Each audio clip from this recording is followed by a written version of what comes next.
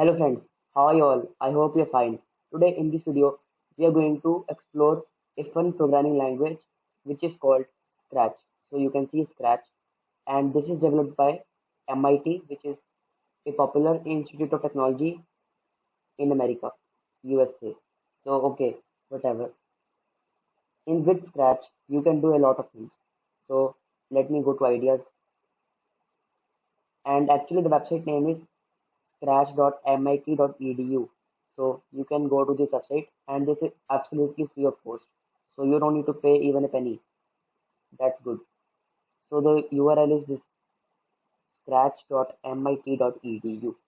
Perfect. And now you see there are many things you can do with Scratch.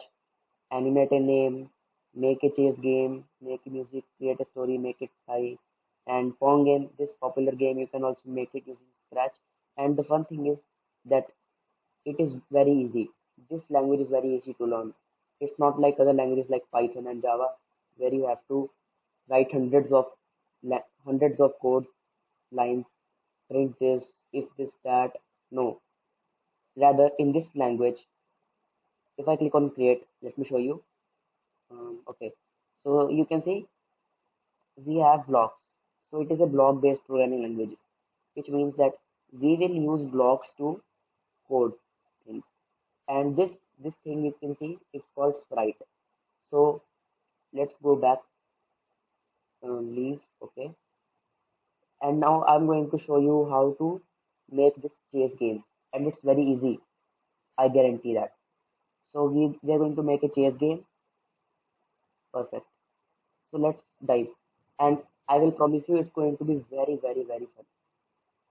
So first of all, you need to understand that this is called sprite, and we can do many things with this sprite. So I'm going to go to events. You can see this is events, and when green flag click, it means that when I click this green flag, then I can go to, let's say, motion, move 10 steps. So this means that if I press this green flag, then it will move 10 steps towards the mm, right of the screen. So let me click flag. You can see it move 10 steps to the right, and it will keep moving. Even if I press this, it will keep moving. So this is the beauty of Scratch. You just need to join different blocks, and your program will be ready. Okay, so let's try other things. Say hello for 2 seconds. Let's try this. Okay, and I will move 10 steps at the same time. Let's push it towards here. Perfect. And now when I will press green flag, you will not only hear hello, but also it will move 10 steps. Okay, so you can see it first said hello, then move 10 steps. And here it is saying hello for 2 seconds. If you want to say hello for 1 second, okay, let me run again. Hello, it's showing for 2 seconds, and then it will move 10 steps. Then you will select this text, and instead of 2 you will write 1. Then it will say hello fastly and then move 10 steps. So it's very easy. You can try changing this number yourself, and that's how you do it. Now you can see that when I'm saying say hello for 1 second, it's only displaying this hello text, not saying anything.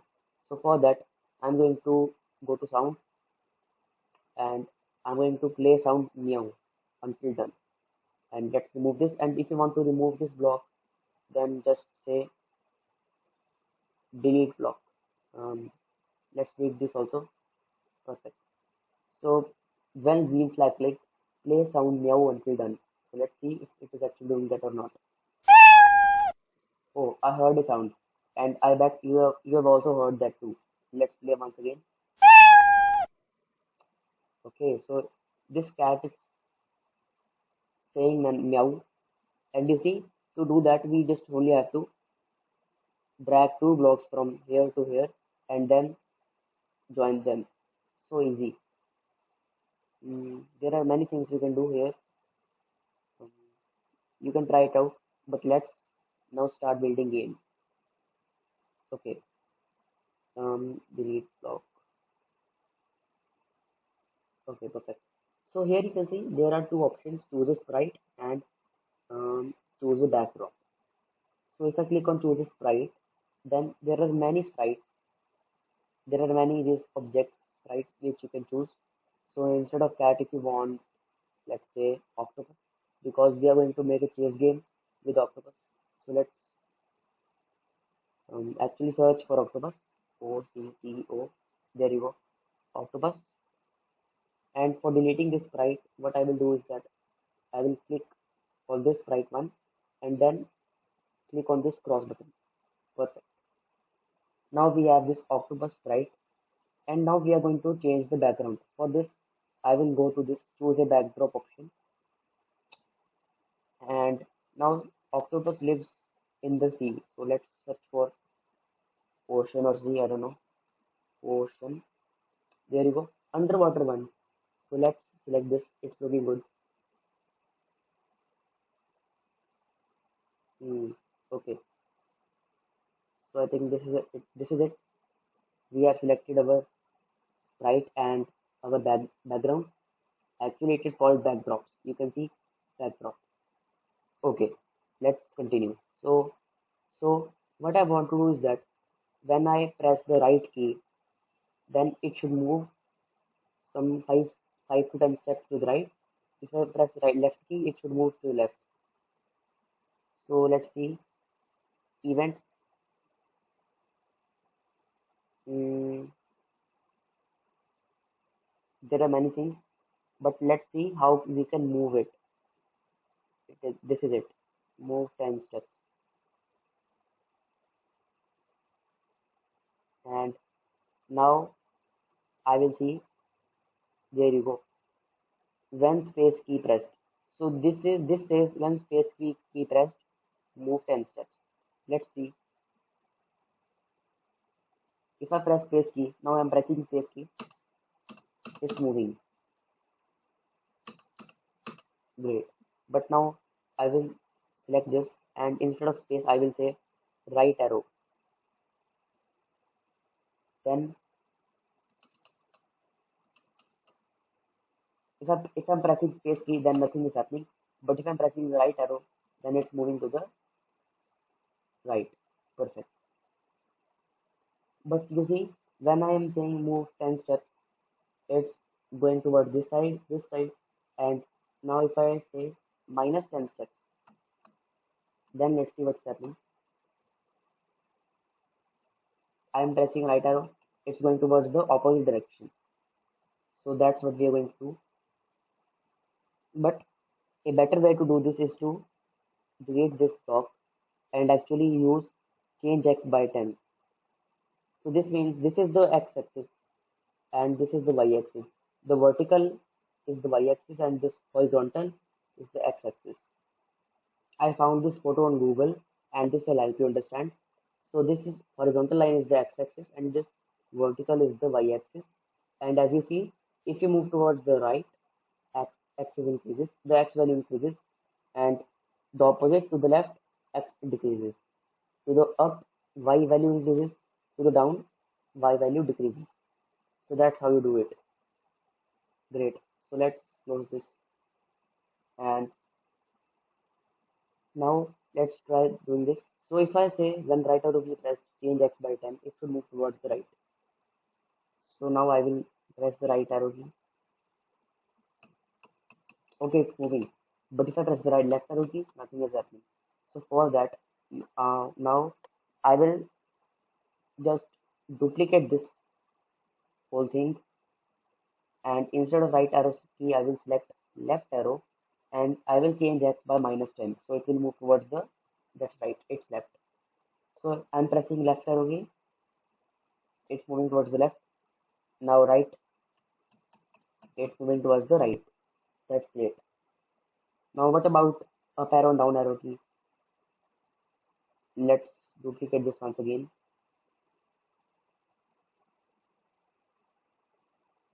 Now I will select up arrow. When up arrow key pressed, oh sorry, Wait a minute. When up arrow key pressed, then I will change Y to 10. So it will move up. And same for down arrow key. Oh shit. Oh sorry. Up arrow key. And now I will duplicate this. And instead of up, I will say down. Instead of changing Y by 10, I will change Y by minus 10. Great. Now it should work perfectly. Now I will be able to move in all the directions.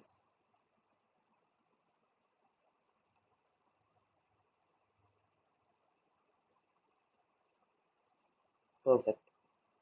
So another thing, if you want to decrease the size, then you can select this 100.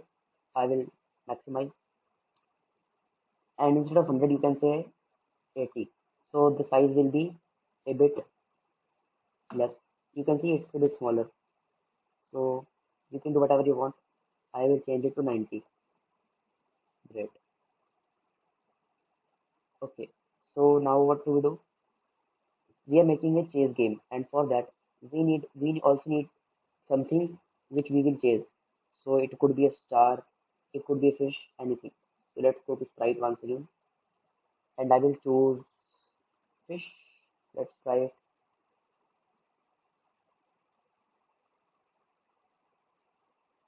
Hmm.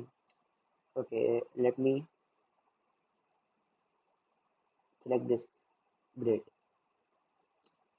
Actually, 1 minute. You see, I don't want this fish. Actually, I want some other fish. For that, I will go to costumes, and here you can see there are many types of fishes. A blue one, a yellow one, and this also. Let's select yellow one so it will be easy to see. So now you see the costume is changed. So this fish is looking great. Let's decrease the size to 75. Okay, perfect.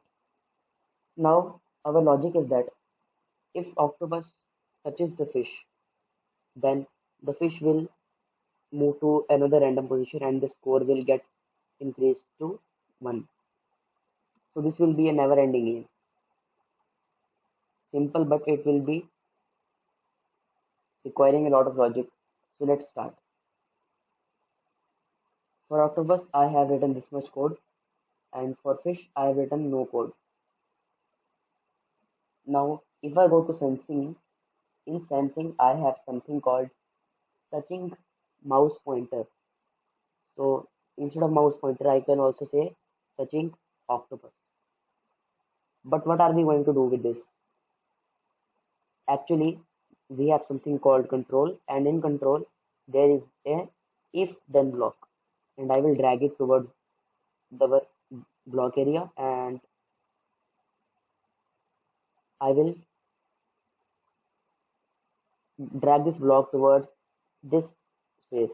So this says that if touching octopus, then that means if this fish is touching octopus, then what will happen is that we are going to write that logic in here. Actually, not right. We are just going to drag the blocks. So what do we do if it is touching? We should have a score variable, and we will increase that score variable to 1. There you go. This is variable, and I will make a variable, and that will be called score, and this variable will be for all sprites. That's okay. And here you can see there is a nice display of the score. Perfect. And it is initially to 0. But if it is touching the octopus, then I will change my score variable by 1. It means it will be increased by 1, which is great. But there is a problem. Let's see. I'm dragging my octopus towards the fish, and nothing's happening.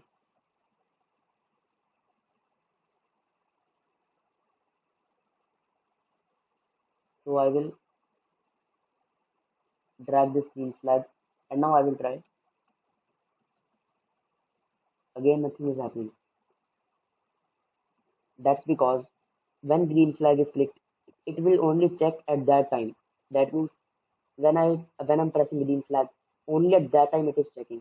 So if octopus is there somewhere and I press green flag, it's not touching the fish, so score will not be changed by one. So that's why it needs to check this condition forever. And forever, we have a block called forever, um, and I will drag it towards here. So when green flag click, it will forever check if it is setting octopus, and if that's true, it will change the score by one. And now you see I'm dragging here, and score is reaching towards, I don't know, this is a crazy number, so I will stop it. And actually, you know what? In the starting, I have to set my score variable to 0 because at the start of the game it will be 0. Great. So now if I press green flag, it will be turned to 0. But how to tackle this? It will again go crazy number. So for that, let's see. Okay, so in the motion block group, we have something called go to random position. So it will go to a random position, which is what we need. Perfect. Now let's try running the code.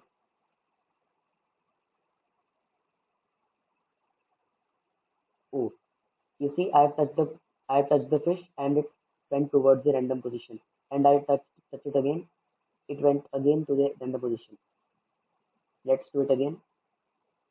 Oh, okay, again 3. So you see score is increasing. It's 3 now. And I will touch it again. Oh, again it's 5, 6, now 7,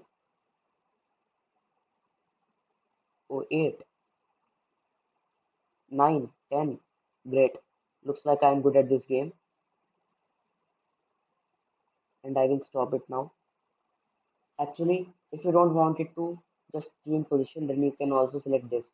Glide 1 second to random position. So I will drag out of this and I will join it towards here.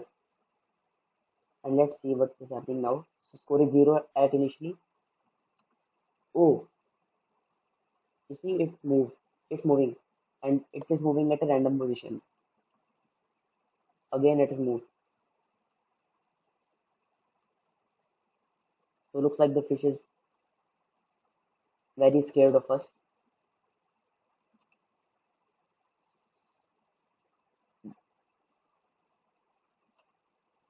And you can also select something like if the score is 15, then we will win and something like that.